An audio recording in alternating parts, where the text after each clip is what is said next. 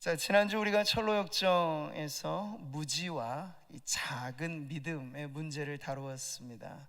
한번 기억을 되살리시면 이 무지라고 하는 인물의 문제는 뭐였죠? 구원의 길에 대한 객관적인 지식이 없어요.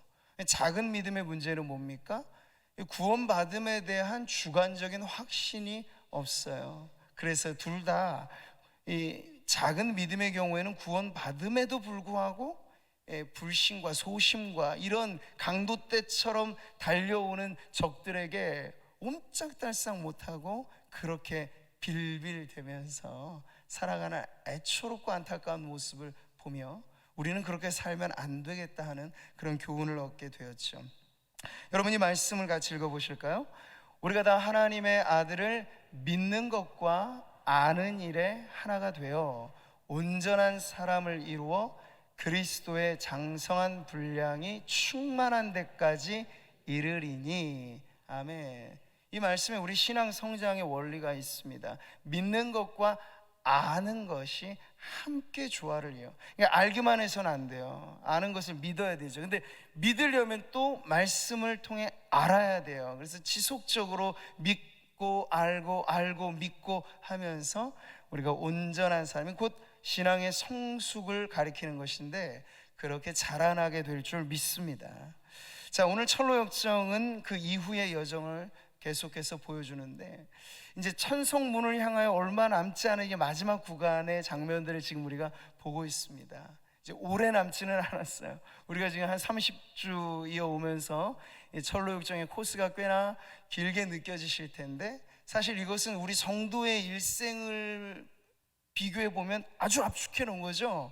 우리는 한평생 사실 천성을 향하여 나아가는 순례자로 살고 있기 때문에 이 몇십 주라고 하는 건 그 중에서도 아주 단편적인 부분을 마치 약도처럼 아주 축소해서 보여주는 코스라고 여기시면 되겠어요. 근데 어쨌든 마지막 천성문에 이를 때까지 고난과 역경과 시련과 아픔이 끊이지 않는다. 이게 바로 철로역정의 주된 메시지입니다.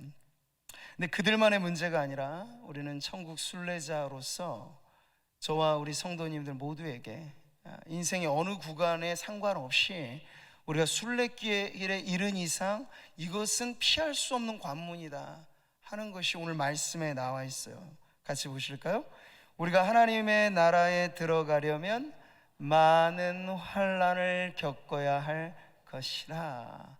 네, 그렇습니다. 저마다의 인생의 무게는 다르고 십자가의 무게도 저마다 좀 다르게 느껴지시겠습니다만 우리가 나를 부인하고 자기 십자가 지고 조치라는 주님의 명령에 어느 한 명도 예외되지 않고 내 십자가 지고 날마다 이렇게 막 치솟는 내 마음 이거 억누르며 자기를 부인하면서 주님 따라 가는 것, 그것이 천성길에 이른 성도님의 삶인 줄 믿습니다. 오늘 다시 한번 우리의 마음의 옷깃을 여미면서 오늘 부딪히는 또 한 번의 난관을 어떻게 극복했는지, 그리고 여기서 얻을 수 있는 교훈은 무엇인지를 함께 살펴보겠습니다. 첫 번째로 또다시 등장하는 문제 인물, 속이는 자의 등장이 바로 이들의 만남입니다. 자, 무지와 작은 믿음을 사이에 두고 그들에 관해서 이야기를 나누는 크리스천과 소망이 어느 정도 가다 보니까 딱 갈림길에 이르게 되었습니다. 좌로 갈까 우로 갈까, 우로 갈까 좌로 갈까, 이 헷갈리는 갈림길에 이르게 될 때 그 타이밍에 한 사람이 그들에게 접근해 옵니다. 그는 아주 자신감 있게 나도 천성을 향해 가는 나그네요 하면서 내가 그 길을 아니 나를 따라오시오 하면서 그들을 인도해 갔습니다. 자, 철로역정 이 장면을 이렇게 보여줍니다. 같이 읽어보실까요? 두 사람은 흰옷 입은 남자를 따라가기로 했다. 하지만 그를 따라 출발한 길이 조금씩 구부러지면서 천성으로 가는 방향에서 점점 멀어지는 게 아닌가. 급기야 두 사람은 아예 천성을 등지게 되었다. 보세요, 참으로 어처구니 없는 실수의 연발인 것이죠.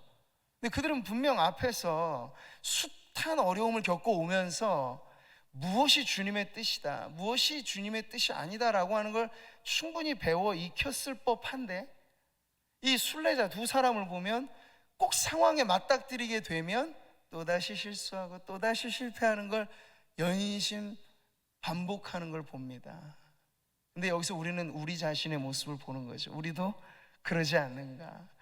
이전의 실수로 경험을 얻을 법도 한데 다른 모양으로 문제가 오면 여전히 처음 이 문제를 겪기나 한 것처럼 주님에게 받은 말씀의 교훈과 가르침과 훈련, 이 모든 것이 우리에게 있음에도 불구하고 지금 크리스천과 소망으로 말하자면 기쁨의 산맥에서 4명의 목자들을 만나서 지도를 이미 한번 보았고, 그리고 그들로부터 주의의 경계 메시지까지 들었습니다. 아무나 믿지 말고 조심해야 합니다라는 걸 들었음에도 불구하고 지금 상황이 맞닥뜨려지자 또다시 넘어지는 이 모습을 보게 되는 것이죠. 자, 이들은 흡사함, 바울이 갈라디아서를 쓸 당시에 너무나 생각보다 빨리 다른 복음에 그렇게 이끌려갔던 갈라디아 교회를 향하여 참담한 마음을 느끼며 바울이 고백했던 이 대상과도 비슷한 거죠. 같이 읽어볼까요? 그리스도의 은혜로 너희를 부르신 이를 이같이 속히 떠나 다른 복음을 따르는 것을 내가 이상하게 여기노라. 이 바울의 심정이 아주 그대로 드러난 표현이에요. 나 도무지 이해할 수 없다. 여러분 어떻게 이렇게나 속히, 여러분이 강력한 복음 위에 개척되고 세워진 교회인데 어떻게 이렇게나 빨리 다른 복음이 그대들을 미혹할 때 이렇게 흔들릴 수 있단 말인가? 바울의 안타까운 심정으로 이렇게 말하고 있는 것이죠. 생각보다 빨리 정도에서 이탈하는 현상들이 일어나고 있다는 걸 보게 되는 것이죠. 자, 이들을 미혹하고 현혹했던 이 문제의 사람, 속이는 사람, 근데 우리가 이 장면을 잘 상상해 보면 그럴 수도 있겠다 어느 정도 이해는 돼요. 왜냐하면 척 보면 이 사람이 그럴싸해 보이는 거예요. 보니까 다른 뭐 이렇게 상세한 묘사는 나오진 않습니다만 흰 옷을 입고 있다는 거예요. 그러니까 성경에 흰 옷이라고 하는 하나의 상징은 거룩하고 순결하고 이런 것이니까 딱 봤을 때 흰 옷 입고 오니까 야, 저 사람 좋은 사람, 그렇게 이제 판단을 한 거죠.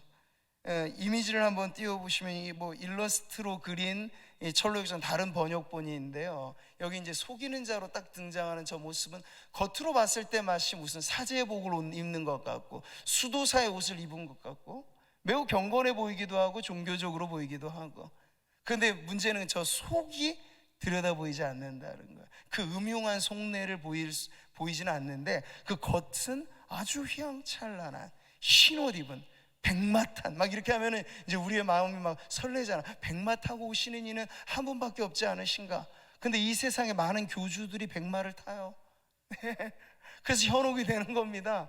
마지막에 백마 타고 오실 분을 우리는 기다려야 되는데 너무 빨리 백마를 몰고 와서 내가 그라 말하는 사람들이 많이 신출귀몰하게 막 나타나기도 해서 흔들리게 되는 걸 보는데, 지금 철로역정의 이야기가 그 문제를 드러내주고 있는 것이에요. 여러분, 눈 깜빡일 새, 이게 아주 짧은 순간이잖아요. 영어로 이걸 블링크라고 하는데 눈 깜짝임입니다. 그 짧은 시간에 근데 무슨 일이 일어날까 싶지 않아요? 근데 놀랍게도 우리는 사람들을 판단할 때 대부분 눈 깜빡일 새 한 3초에서 길어야 5초의 선입견이 생긴다고 해요. 그러니까 우리 안에 이미 태어나면서부터 우리 안에 이렇게 거의 프로그래마 되어 있는 사람들에 대한 식별, 저마다의 기준이 있어요. 호불호의 기준이 있어요. 생긴 모양, 음색, 그리고 말투, 모든 것들이 종합해서 우리는 거의 눈 깜빡할 새 그 사람에 대한 선입견을 갖게 된다는 게 사실은 이런 내용이죠. 이걸 메라비언의 법칙이라고도 하는데요. 우리가 얼만큼 선입견에 사실은 사로잡혀 살아가는지가 분명하다는 걸 이렇게 보여주고 있어요. 보면요, 상대방에 대한 이미지를 판단하는 데 작용하는 것들이 어때요? 시각이 55%, 청각이 35%, 언어가 7%. 그러니까 내가 무슨 말을 하는 사람이냐, 내용보다도 그 사람의 외모가 어떠냐, 그 사람의 음성이 어떠냐에 따라 우리는 저 사람의 말은 믿을만하다, 들어봄직하다, 아니면 저 사람 말은 신빙성이 없다, 이렇게 판단을 하는 게 3초에서 5초 사이에 내려지는 선입견이라고 하는 거죠.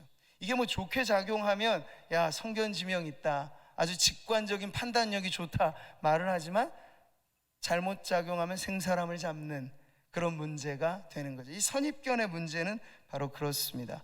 근데 지금 크리스천과 소망이 흔들리기 시작했던 건 바로 이게 작동한 거야. 아, 흰 옷을 입고 오네?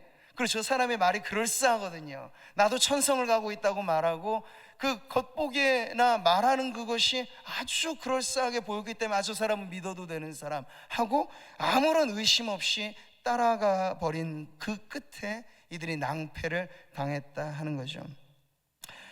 여러분, 선입견은 아주 빠른 판단의 기준입니다. 우리는 대개 알게 모르게 선입견의 판단에 따라 믿기도 하고 안 믿기도 합니다. 사람과의 관계는 더욱이 그렇습니다. 그런데 이게 많은 경우에 잘못 작용할 수 있다는 것을 우리는 언제나 잊어서는 안 되는 것이죠.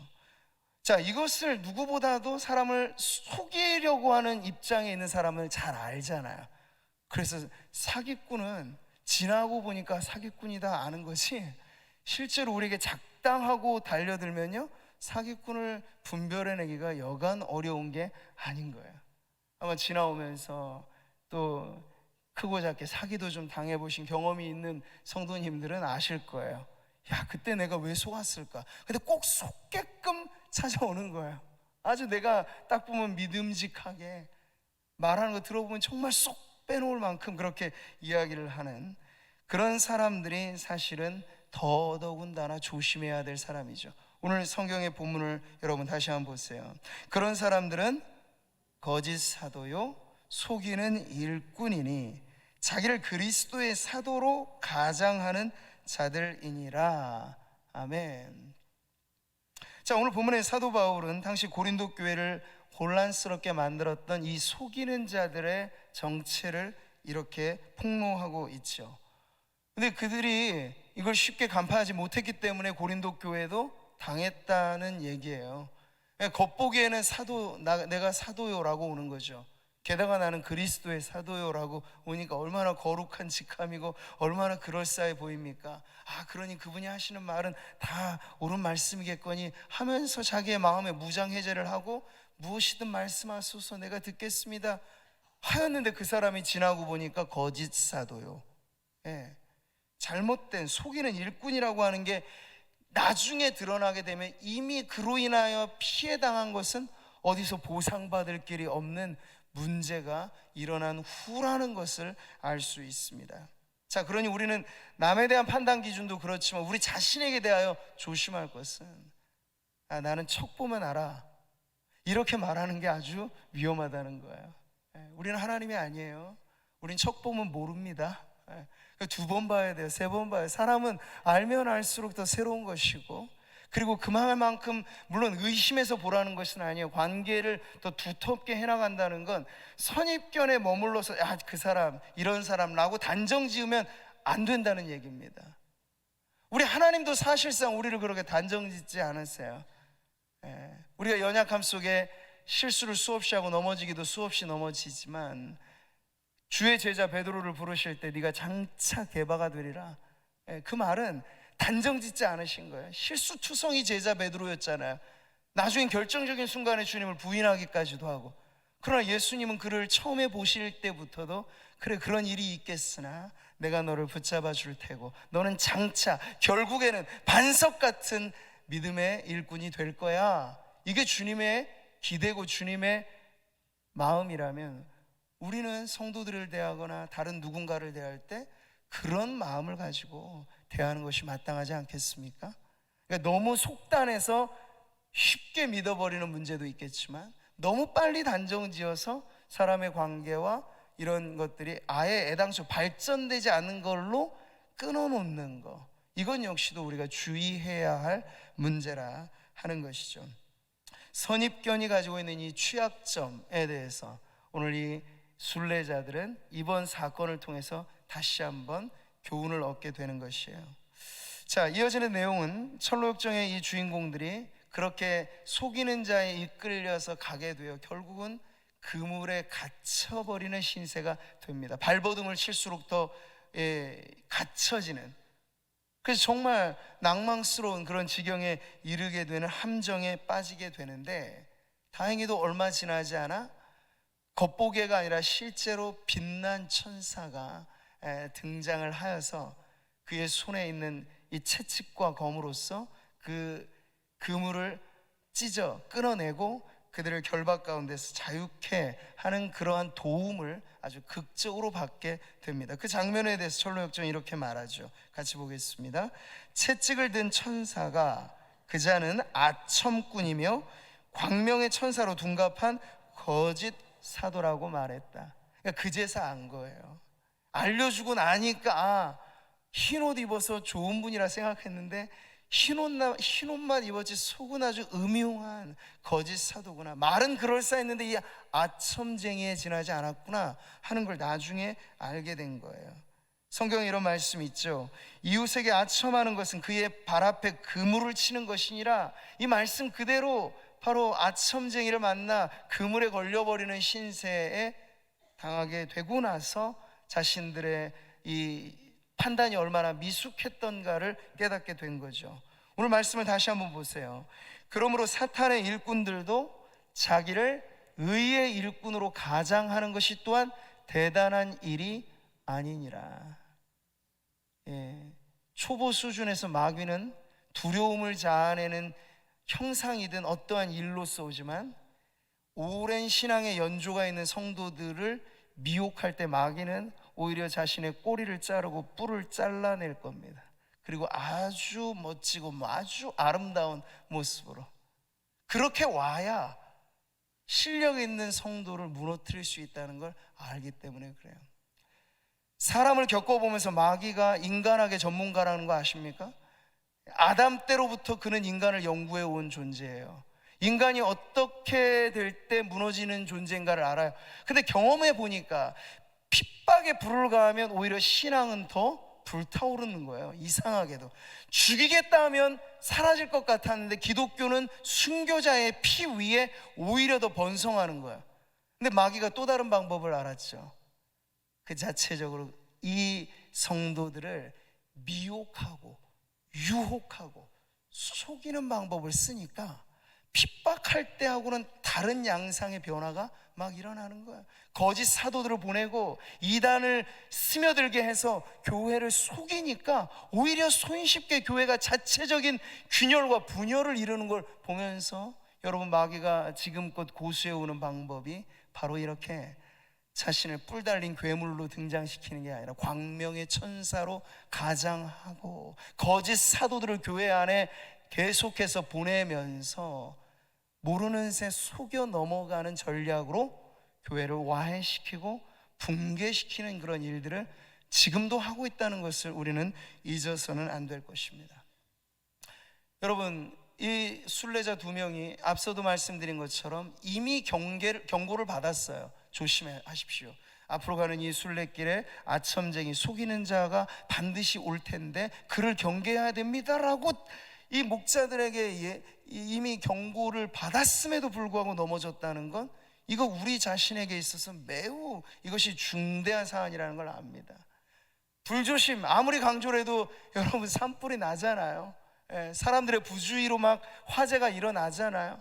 교회도 마찬가지입니다. 저는 목회자로서 이단은 다시 보자, 이단 아주 강조를 하고, 기본의 원칙들을 가지고 밖에서 뭐 있는 거 가지 마십시오. 누가 아주 재미난 성경 공부 시켜준다고 해도 우리 교회가 좋사오니 여기서 교육받으면 됩니다, 나가지 마십시오, 이렇게 말씀을 누누이 들어도 꼭 문제가 생기는 건 바로 그것 어기고 양우리를 벗어나서부터 속여 넘어가는 일들이 있다는 것이 지금까지도 우리의 아픔이고, 여전히 그렇게 집 나간 양들이 아직까지도 돌아오지 않는 문제들을 보면서 우리가 이것이 결코 가벼운 문제가 아니다 하는 걸 분명히 새기셔야 합니다.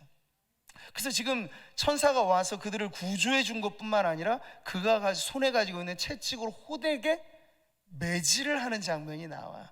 이게 좀 오늘날 우리에게 있어서는 좀 와닿지 않는 생소한 부분이겠습니다만, 자녀들의 훈육에 있어서 매를 든다는 건 오늘의 시대와 다르게 이전에는 부모가 행사할 수 있는 아주 중요한 권리였습니다. 왜 그럴까요? 그러한 징계 방식이 뼈저리게 교훈을 얻게 하는 또 하나의 좋은 방법이 되기 때문입니다.